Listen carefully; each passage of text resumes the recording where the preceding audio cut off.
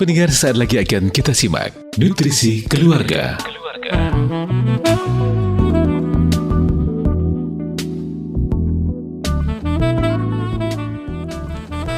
Assalamualaikum warahmatullahi wabarakatuh. Radio kesayangan Anda, Bersada FM, pilihan pas kita dan keluarga. Siarkan kebenaran, tebarkan kasih sayang. Halo, bagaimana kabar Anda pendengar di kesempatan pagi hari ini? Semoga pagi menjelang siang ya untuk saat sekarang. Semoga sehat walafiat, tidak kurang satu pun juga ya.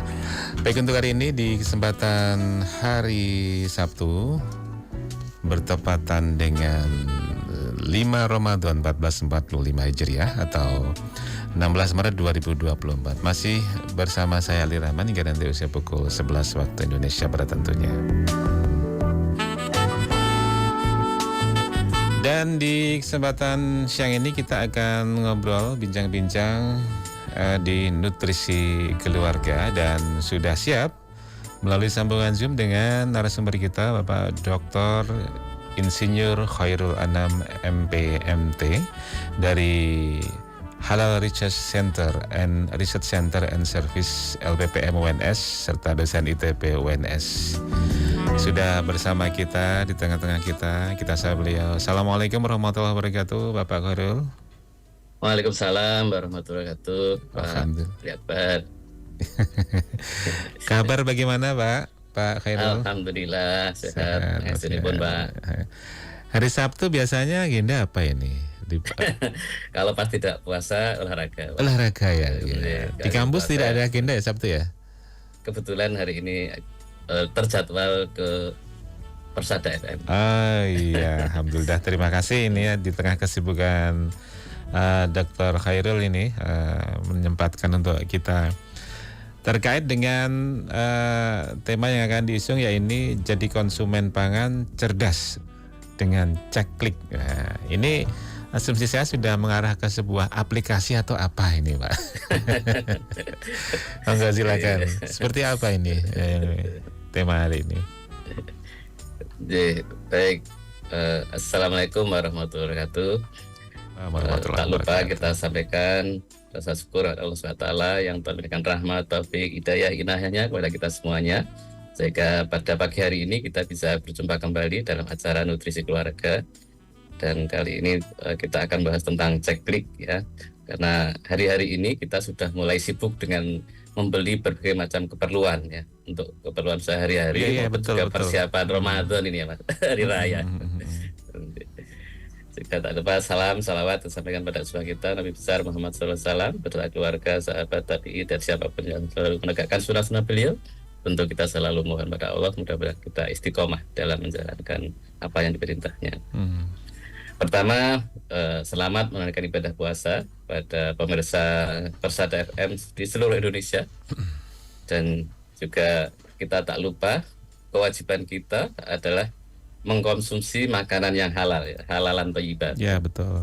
Nih, seperti yang sudah kita ketahui di dalam surat Al-Baqarah ayat 168 itu Allah berfirman, ya ayuhan nas kulu mimma fi ardi halalan thayyiba wa la tattabi'u khutuwatis syaiton innahu lakum aduwwum mubin.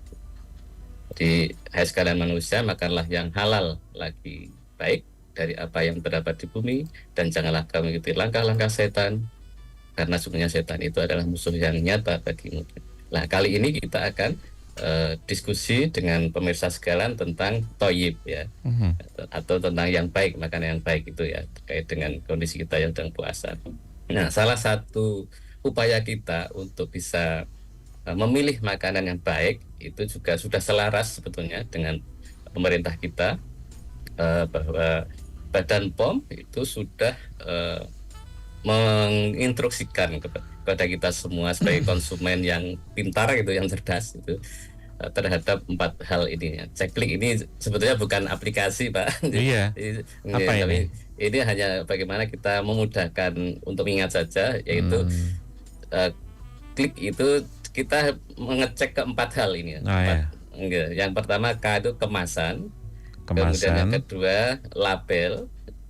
Kemudian yang ketiga izin edar, dan yang ketiga adalah kadaluarsa atau tanggal kadaluarsa ya. Jadi hanya singkatan saja, bukan aplikasi. walaupun nanti kalau kita mengurus izin edar juga pakai aplikasi, tapi ini untuk terkait dengan bagaimana kita memilih sebuah produk.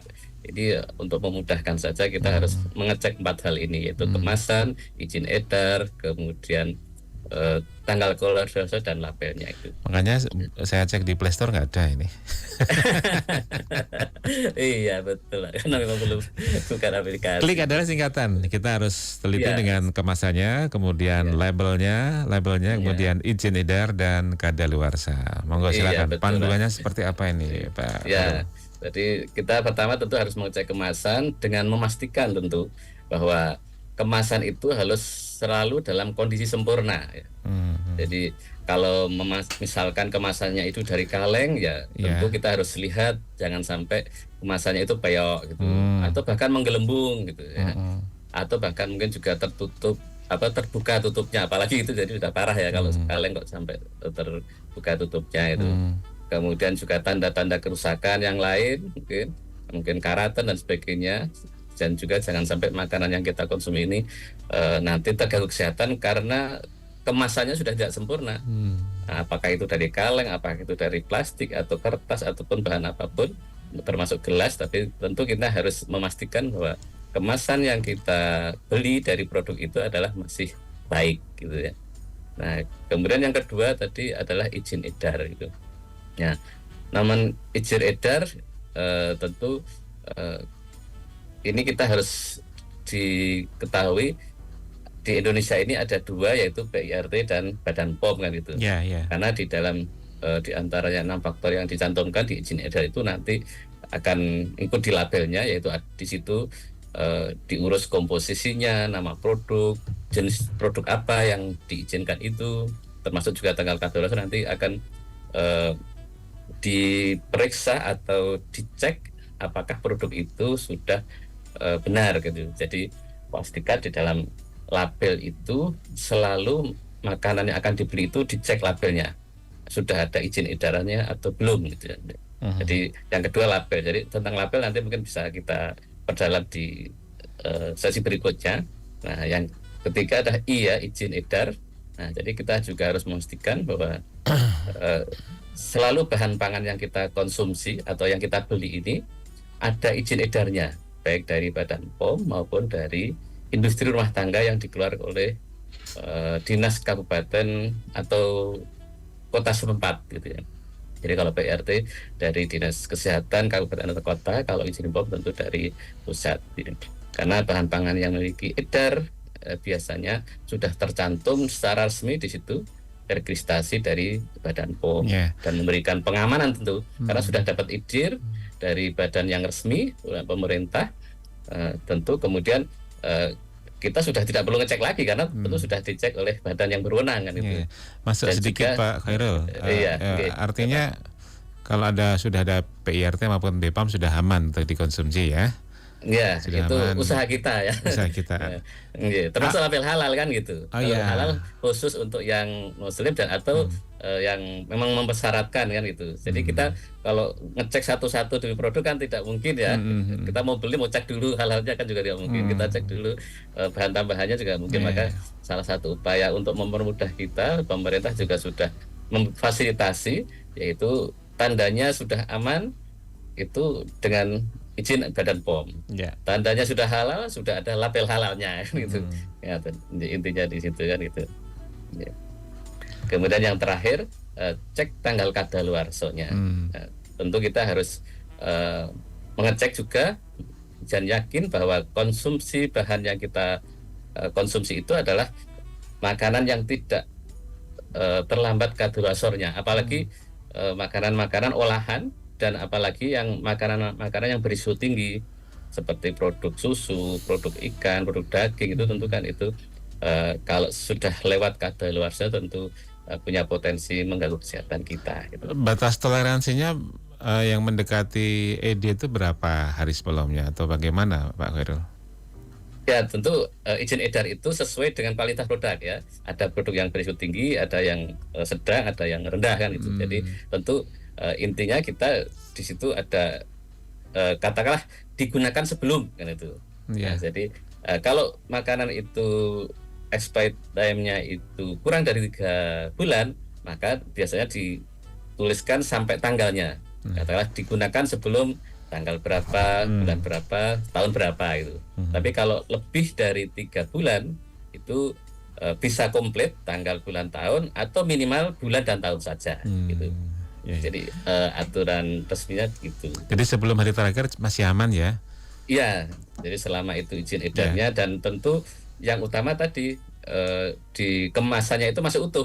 Walaupun izin edarnya masih berlaku, tapi misalkan kemasannya sudah rusak mungkin ya. Seperti tadi kalengnya udah apalagi menggelembung plastiknya ya tentu ini sudah tidak berlaku lagi kondisi tadi kan gitu. Jadi menyesuaikan dengan kondisi keempat hal tadi. Dan saya bersyukur ini kemarin iseng-iseng, ya bukan iseng, artinya penelitian sederhana mahasiswa kami itu pengetahuan konsumen di wilayah Kota Surakarta tentang ceklik ini terhadap sebuah produk. Memang tidak semua produk yang kami teliti, hanya roti saja gitu. Roti semir itu pengetahuan masyarakat tentang kemasan itu sudah cukup tinggi, nilainya 80 lebih 80,5% gitu. Untuk kalau sebelum beli itu sudah ngecek kemasan maksudnya gitu. Jadi setiap pembeli itu di masyarakat Surakarta yang kemarin kami teliti usia dari 15 sampai 55 tahun itu sebagian besar 80% sudah ngecek dulu kemasannya, bagus nggak gitu. Kalau roti-roti basah mungkin memang sedikit perhatian sudah tinggi ya dokter ya. Iya, artinya mungkin dari fisiknya kan jamur atau tidak atau bagaimana diperiksa. Tapi kadang kita di produk-produk yang kalengan, minuman dan sebagainya ini agak terlewatkan kadang-kadang. Betul, iya. Makanya ya kita bersyukur ya konsumen sudah mulai sadar gitu ya. Kemudian tentang label artinya memeriksa apakah ini katakanlah identitasnya resmi, produsennya diproduksi oleh siapa, ada nutrition fact-nya atau tidak. Nah, label ini yang agak rendah tapi sudah lumayan, sudah 59% gitu.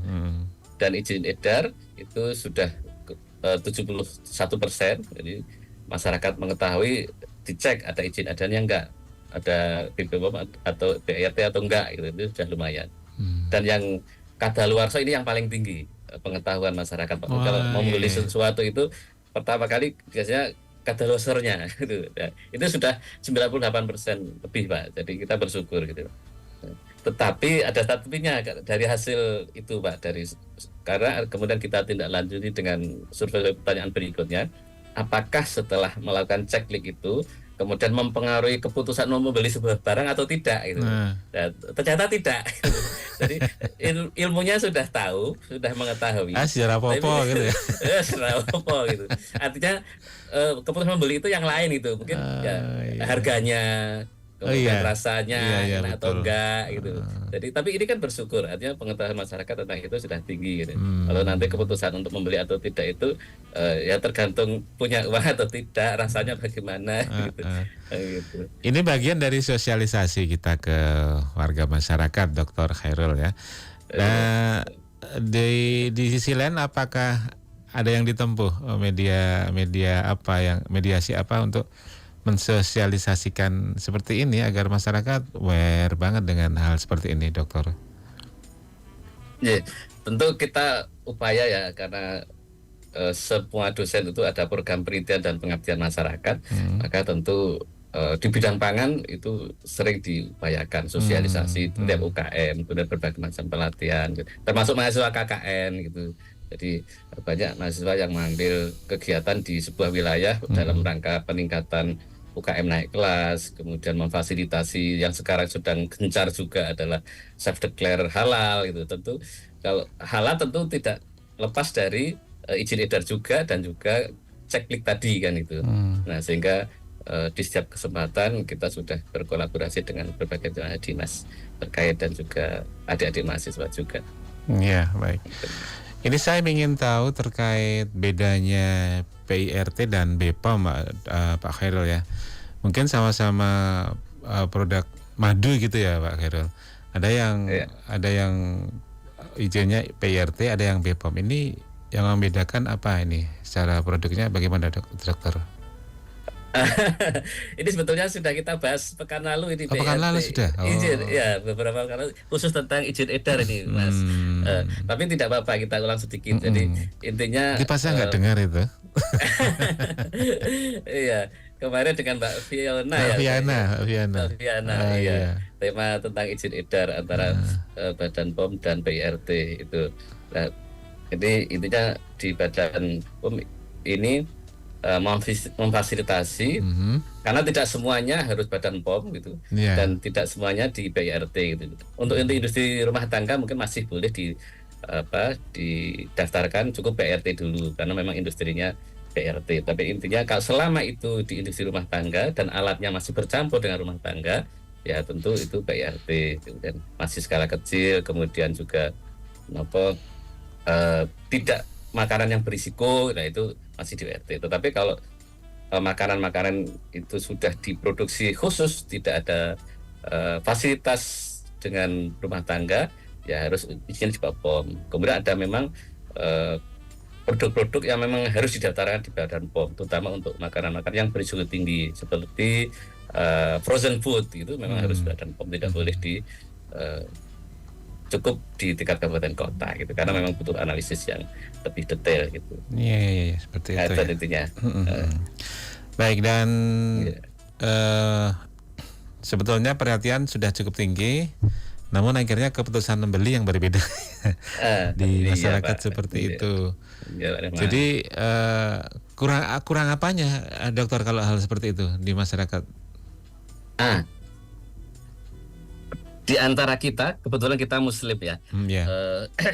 Ini yang perlu kita cek adalah ya tentang kehalalannya jelas ya gitu ya. Kehalalannya. Karena kadang-kadang mungkin di antara kita belum betul memahami beberapa istilah tentang bahan yang haram, utamanya babi ya. Kalau babi jelas tidak ada khilafiyah ya karena itu pasti haram. Innamal khamru wal maisir wa damu wal khinzir ya. Nah, ada beberapa istilah Mas Rahman yang barangkali ini menjadi katakanlah kita sharing. Kalau ini pig ya, kalau di kemasan jadi berarti nanti di label kan itu informasi di label itu. Kalau di situ itu ada tulisan pig, nah itu berarti di situ ada bahan yang terbuat dari babi. Ya. Khususnya babi muda. Gitu. Jadi kalau istilahnya pig itu babi muda, khususnya babi muda dengan berat kurang dari 50 gram. Gitu. Gitu. Di Solo ini kalau Mas jalan-jalan itu ada yang tulisan sate babi pig. Nah berarti itu sate kambing, sate babi muda itu. Tapi kalau sate babi saja mungkin babinya sudah di atas 50 kilo. Jadi dengan berat kurang dari 50 kg. Nah mungkin kalau kita di sate kambing itu sate kambing muda gitu ya. Balibul. Bawah 5 bulan. Iya betul gitu. Nah kalau sate dibuat dari daging babi kurang dari 50 kg itu istilahnya pig. Gitu. Kemudian ini sudah mulai banyak yang mengetahui yaitu pork. Nah ini kalau pork itu kan sudah jelas ini adalah daging babi kan. Dewasa. Berarti dewasa ya juga secara umum. Ya. Jadi dibuat daging babi secara umum itu juga pork kan. Bisa dewasa bisa muda juga kan gitu. Nah dan ini sepertinya sudah mulai banyak masyarakat yang tahu. Kita bersyukur begitu ada tulisan pork berarti di dalam bahan itu mengandung komponen daging babi. Nah, kemudian istilah berikutnya adalah swine. Swine ini istilah untuk seluruh spesies babi. Ya, entah itu babi hutan, babi ternak, dan mungkin banyak juga ya saya tidak tahu pasti mungkin teman-teman peternakan. Tapi tentu seperti kambing, seperti sapi itu kan juga banyak spesiesnya. Nah babi juga begitu. Secara umum, secara keseluruhan untuk seluruh spesies babi itu disebut swine. Nah, kadang-kadang kan kita mungkin ada di mungkin kuas atau apa ada tulisan swine. Nah berarti bulu dari kuas itu rambut ini berarti itu terbuat dari bulu babi gitu. Ya. Kemudian kalau babi yang dewasa, kalau tadi pig itu muda, kalau dewasa itu hog. Jadi babi dewasa dengan berat lebih 50 kg. Nah, Hok, mungkin ini kalau babi itu dilihat dari beratnya ya. Kalau kita Bali Bull itu umurnya mungkin ya. iya. Guyonannya gitu ya. Oke. Ini yang Eh, mengeluarkan label dari kita Indonesia apa dari luar negeri sih Pak? Karena ini bahasanya kan istilah bahasa umum. bahasa Istilah Inggris umum ya. sebetulnya. Istilah umum ini. Artinya Jadi, kan mungkin di pasaran tidak semua paham dengan bahasa ini ya. Kita iya. mungkin ya asalkan babi kita insya Allah sudah paham semuanya gitu ya. Tapi kalau ada yang swine, ada yang hog, ada Iya. yang apa ini Tapi kan ada memang untuk produk-produk tertentu. Jadi misalkan tadi nopo rambutnya ya mungkin menggunakan swine. Kalau kemudian nanti lemaknya yang digunakan ya ada istilah lagi kan gitu, lard gitu.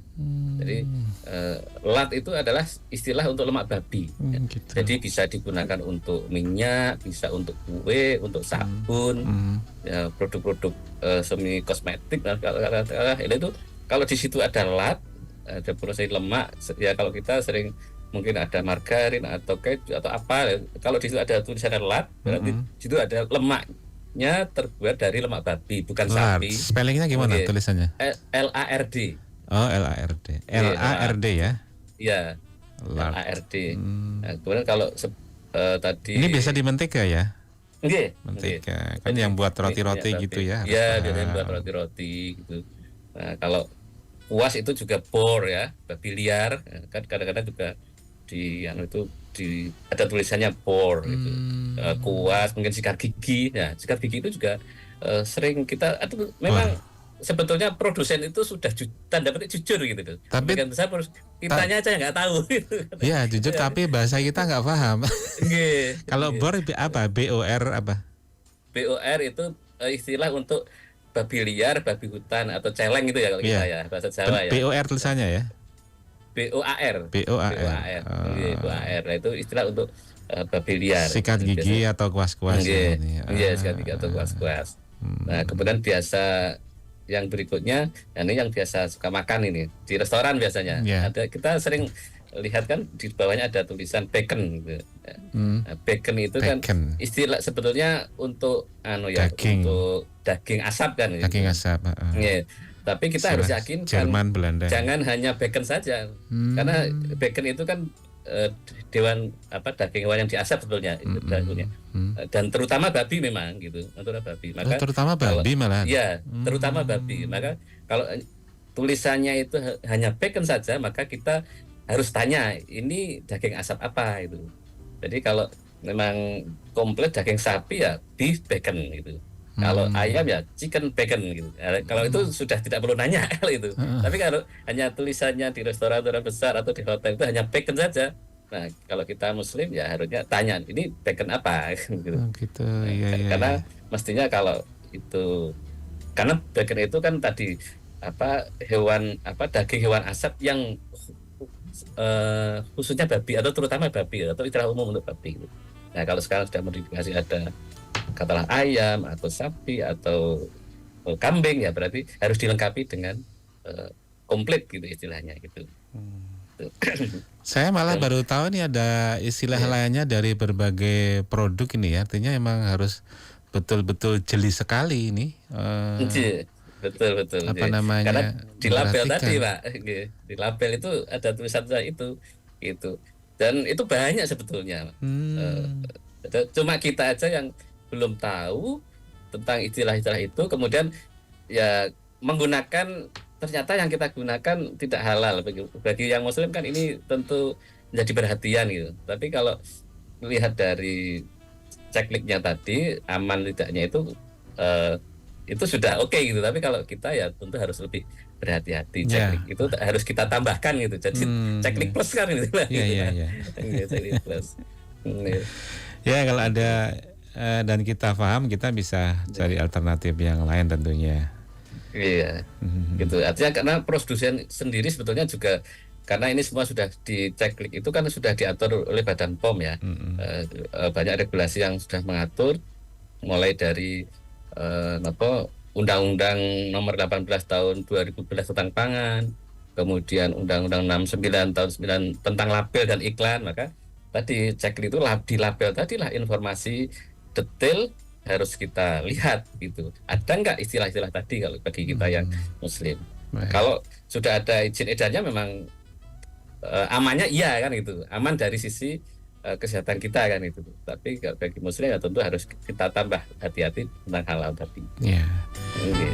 Menarik sekali bincang-bincang kita siang hari ini, Dr. Khairul. Tapi kita jeda sebentar dan kita akan kembali setelah pesan-pesan berikut dokternya. Iya, baik Mas. Baik, Anda masih bersama kami dalam nutrisi keluarga. Kita masih bicarakan menjadi konsumen yang cerdas dengan cek klik tadi yang sudah disampaikan oleh Dr. Insinyur Khairul Anam MBMT dari Halal Research Center and Service LPPM UNS dan sekaligus dosen ITB UNS ya. Dr. Khairul, kita kembali lagi. Iya, baik Mas. Iya. Saya ingin tanya terkait label halal dokter ya. Label halal ini sebagai konsumen itu yang kita ya selain memastikan perilaku dan bagaimana pedagangnya terkait kuliner ya dokter ya.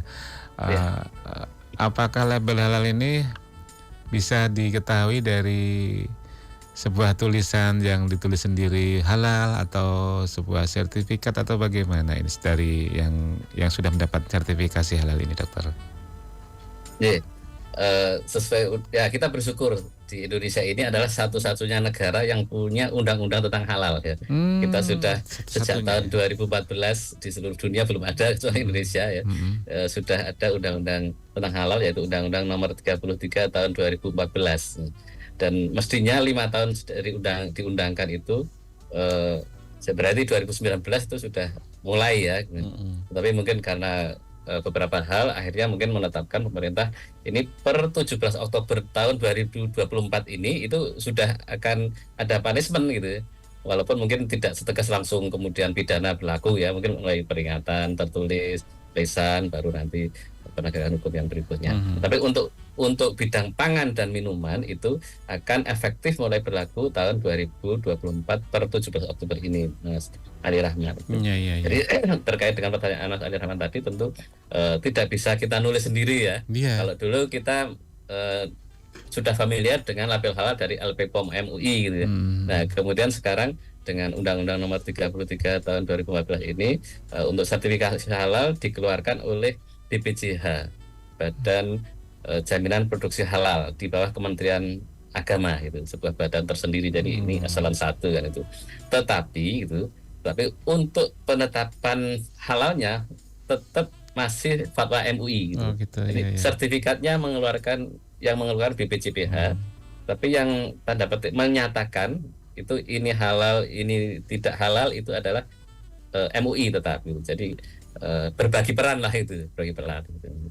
Kemudian yang memeriksa kalau itu produk-produk yang produk olahan itu nanti namanya LPH, Lembaga Pemeriksa Halal, yang bisa dari perguruan tinggi, bisa organisasi kemasyarakatan agama Islam, bisa juga BUMN gitu.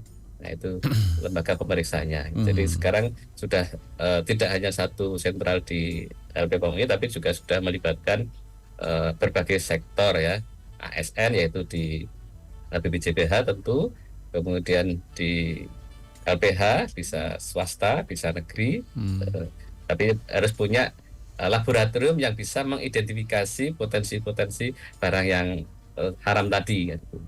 Nah, kemudian juga tetap ulama yang memastikan bahwa ini produk halal atau haram berdasarkan pemeriksaan yang dilakukan oleh LPH atau lembaga pemeriksa halal. Itu kira sehingga sekali lagi yang sertifikat halal ya tidak bisa nulis sendiri, tapi harus ada sertifikat. Buktinya adalah sertifikat dari BPJPH. Seandainya toh sudah punya ketetapan halal dari MUI, nah itu ya belum sah menurut hukum positif ya kan gitu.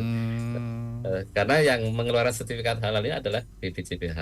Jadi misalkan ada salinannya, gitu, karena mungkin kita sudah mendapat salinan tapi itu belum sah gitu. Tapi sudah ayam lah gitu. Jadi bahwa produk kita sudah halal gitu. Kalau dari kaitan dengan hal ini, kalau dari Halal Research Center dan Service ini bentuk layanan seperti apa ini, dokter? Iya, pendampingan, pendampingan. bagaimana kalau akan mengajukan sertifikat Oh halal gitu. jelas ya. Ya, Kemudian UNS Halal Research Center ini juga merupakan salah satu LP3H, lembaga pendamping produk halal, sehingga beberapa masyarakat eh, itu menjadi pendamping produk halal dengan lembaga pendampingnya adalah UNS itu. Karena LP3H itu bisa perguruan tinggi, bisa organisasi kemasyarakatan Islam tentu, sehingga UNS salah satu perguruan tinggi yang sebagai LP3H gitu. Ya, baik. Konsumen sekarang dokter selain harus cerdas juga biar tidak termakan promosi iklan, apalagi kriteria dan ya agar kita tuh sebagai konsumen puas seperti apa yang diiklankan. Bagaimana dokter? Nah, tentu yang terkait dengan ceklik ini tentu yang lebih kemudian kita detailkan itulah di label kan. Karena informasi-informasi tentang pangan itu ada di label ya gitu Mas Adi Rahman ya. Iya. Jadi di label ini sudah diatur oleh Badan POM, itu paling sedikit itu ada beberapa informasi yang harus dituliskan. Paling sedikit tapi 10 ya, cukup banyak juga ini ya. Di antaranya sedikitnya 10. Iya, boleh lebih dari 10 kan. Tapi Pak Badan POM menyampaikan paling sedikit ada 10 kriteria. 10 itu di antaranya nama produk. Jadi dari produk itu namanya apa gitu. Jadi harus ada namanya gitu. Kemudian yang kedua daftar bahan. Produk itu dibuat dari bahan apa saja. Kemudian yang ketiga berat bersih atau isi bersih gitu. Volumenya itu. Kalau itu cair ya. Kemudian yang keempat adalah nama dan alamat produsen atau yang mengimpor kalau itu produk-produk dari luar negeri gitu.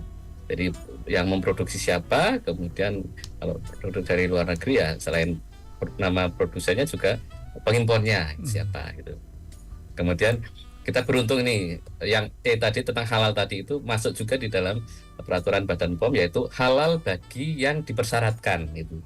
Jadi harus ada label halal bagi produk-produk yang memang dipersyaratkan untuk halal gitu. Dan yang keempat termasuk tadi yaitu yang ceklik itu adalah tanggal dan kode produksi.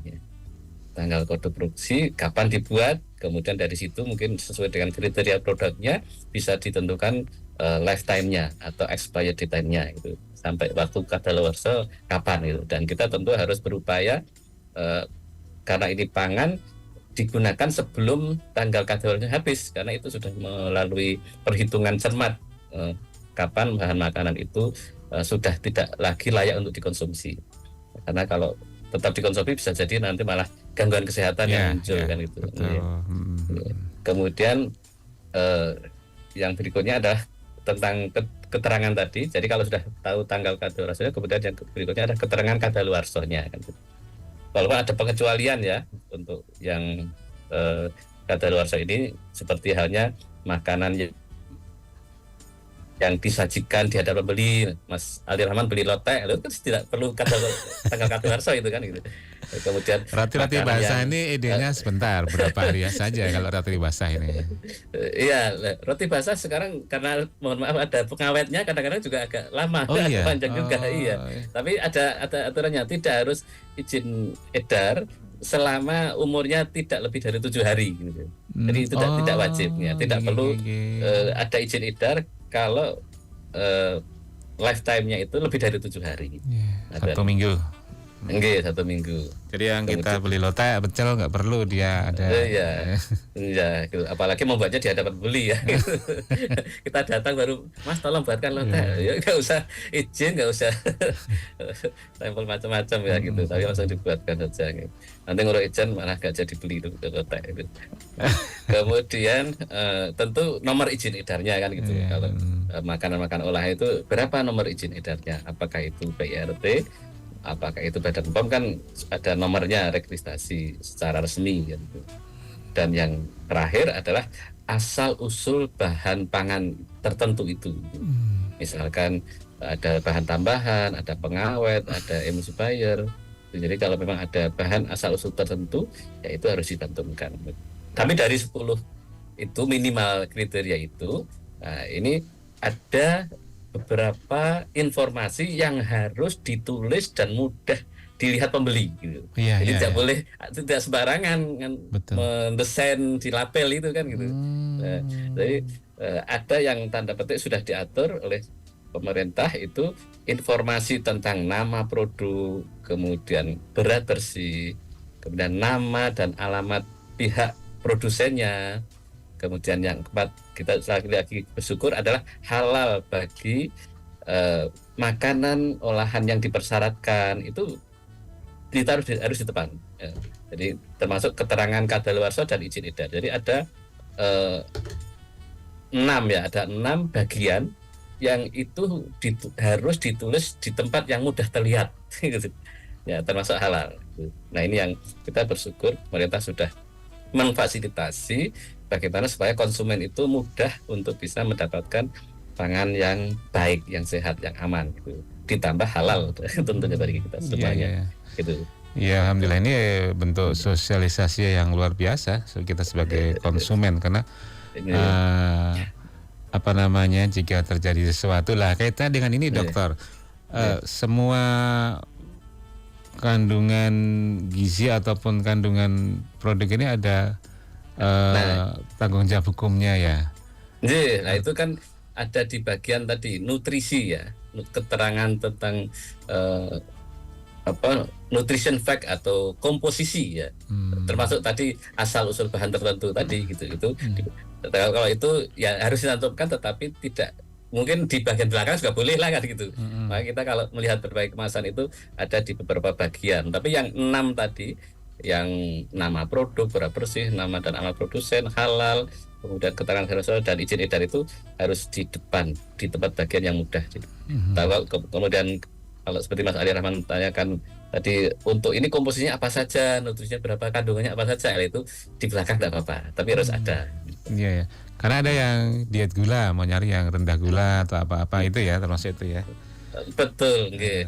Dan itu harus, kalau itu tambah harus spesifik lagi itu, karena itu kan termasuk alergen ya. Iya, Jadi alergen. bagi saudara kita yang alergi terhadap bahan pangan tertentu, itu juga harus dicantumkan gitu. Jadi misalkan kacang-kacangan, misalnya produk susu, termasuk tadi gula, jenis gula tertentu itu harus spesifik dicantumkan. Ya. Ya, luar biasa. Terima kasih nih Dr. Khairul atas informasi yang cukup terlebih tadi nama-nama babi ternyata banyak variannya, kata-katanya yang saya baru tahu ini tersebar di berbagai jenis produk ya. Dan kita harus tahu karena kita juga sering. Dan masih banyak lagi sebetulnya. Masih banyak. Kalau waktu nggak cukup. Tapi paling tidak itu hal-hal yang biasa ya, biasa kita temui gitu. Iya, harus hati-hati sekali sekarang kita. Ini. Baik, di penghujung Dr. Khairul mungkin ada yang ingin ditegaskan, digarisbawahi di kaitannya dengan hal ini, silakan. Ya, baik para pemirsa sekalian yang dirahmati Allah, tentu di setiap saat, karena makanan itu merupakan bagian yang setiap hari kita konsumsi, maka kita dalam membeli juga harus lebih cermat gitu ya. Dan pemerintah sudah memfasilitasi tentang bagaimana mendapatkan pangan yang sehat dan juga halal tentunya, maka kita harus ikuti gitu. Jadi dengan ngecek yang harus kita perhatikan, yaitu tentang cek kemasannya, kemudian cek informasi atau labelnya, kemudian pastikan ada izin edarnya, karena itu merupakan jaminan dari pemerintah, baik itu BRT maupun Badan POM, kedua-duanya sama-sama izin resmi dari pemerintah. Dan yang tiga adalah kita harus juga memastikan waktu kadaluarsanya. Itu merupakan usaha kita untuk bisa mengkonsumsi makanan yang sehat, aman dan halal untuk aktivitas kehidupan sehari-hari kita. Itu, terima kasih Mas Arif. Baik, sama-sama Dr. Khairul, terima kasih waktunya. Dan insya Allah sangat bermanfaat bagi pendengar dan pemirsa YouTube yang menyimak dan mengikuti Nutrisi Keluarga siang hari ini. Terima kasih, kita bersua di lain kesempatan Dokter. Assalamualaikum warahmatullahi wabarakatuh. Waalaikumsalam warahmatullahi wabarakatuh. Baru tahu ya sekarang ternyata Babi itu tidak hanya pig ya, ada tadi pork, kemudian swine, hog, lard dan sebagainya. Jadi dari berbagai produk, ada yang baru tahu, ada yang masih banyak katanya malahan. Butuh dan perlu sosialisasi kepada agar bisa tersampaikan dengan masyarakat, nanti bisa disambung di lain waktu tentunya ya. Dan pendengar, sampai di sini gelaran nutrisi keluarga menemani Anda semuanya. Ada banyak salah kata, saya Indraman mohon maaf yang sebesar-besarnya tentunya ya. Segenap tim yang bertugas, produser Irwan Firman, switcher Anofika Akbar, dan saya Ali Rahman pamit undur. Pendengar, kejujuran mengantarkan pada kebaikan dan kebaikan mengantarkan kepada surga. Assalamualaikum warahmatullahi wabarakatuh. Radio Persada FM.